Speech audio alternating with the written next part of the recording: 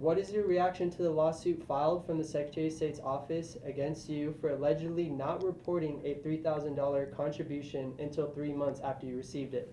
I was very shocked by it. Everything is in there. I have a campaign lady, Marge Klein, who takes care of all that stuff for us. It was reported. It was in my bank accounts and statements that I sent over to them. I fully cooperated with them, so it was totally shocking that this even came about. And you mentioned the kind of the shocking of that. Is it fair to say that this was reported not after 3 months? It was reported before that point. It was reported before 3 months. And what happens is you get a check from whoever, and or whoever writes you a check, and you send it in when you do your bank account. And when I put the bank account in there, you mail it off, and there's either an envelope that you get, or it was just the check by itself. So I took a picture of the check, and it was put in with my deposits and mailed off. So. Perfect. We're tracking a similar amount of $3,000 that Angela Lima found as well. Yes. That apparently wasn't reported. Is this kind of shocking to you as well, that kind of the board is being highlighted under this microscope after you guys have already made it through the election? Just why is it now? I mean, I understand. There's different procedures you go through, but it's the person who sent it in that's really shocking.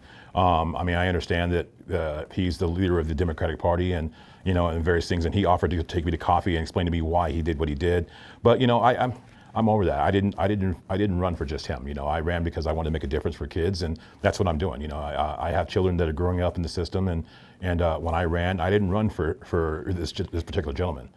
So it's after everything was over, he wanted to have coffee and talk and sit down with me and talk about the various things and explain different things. And it's just, for me, I ran as a Republican. I beat a Democratic guy. Let it be. And that's where it's for me. If he had beat me, I would have shook his hand and figure out where I can make a difference at.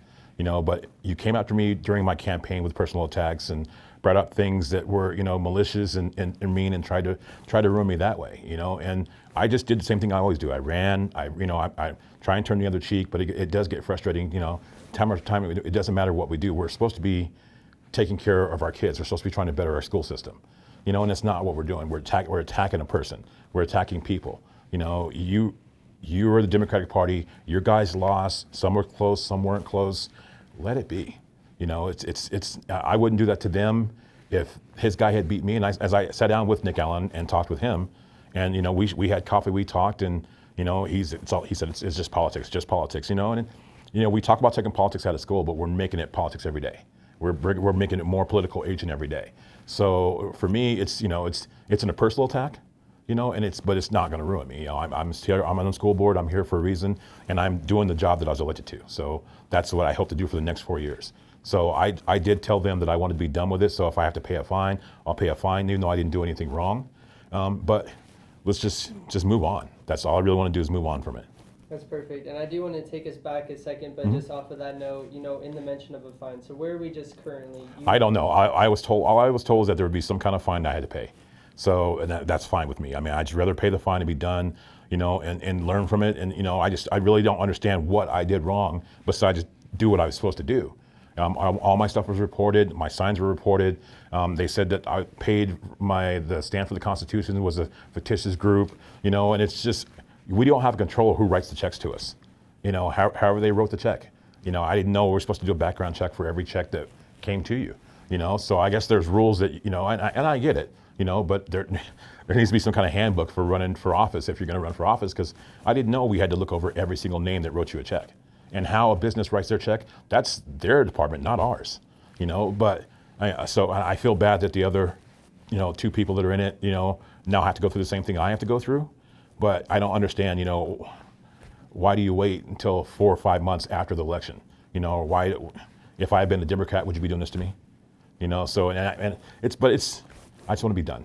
I just move on and do the job that I'm elected to do. So that's where I want to go with it. That's fair. I wanted to ask just one more kind of round off question, Mm-hmm. And I know it's kind of difficult in this point. We definitely want to focus on you, Mm-hmm. and I know you can't take the feelings of the entire board as a whole. Right. But you mentioned this personal attack. I wanted to ask one for you personally before you were even entering this race. Was this some of the worriness, or was this even a possibility of something you might face? No, I didn't think so. I mean, I didn't think so. I mean, I know it's all about politics, and you go. Some people say they play dirty and they try and do this, and a couple people that previously ran told me that they try and dig into your personal life, but I have nothing to worry about. I'm not that type of person. I've been dealing with kids for many years. I've been a coach for many years. I've been a mentor. I was just very different things. So I've been dealing with kids for many years. So I have nothing to worry about in that background. But the extent that they went to attack somebody like that and go dirty like that, it's just.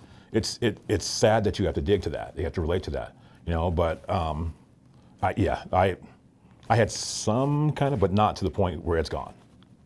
I know, kind of following, the past couple of months and stuff, with a lot of high attendance at the school board meeting, is it fair that you would even say there's some sort of a division in our county right now?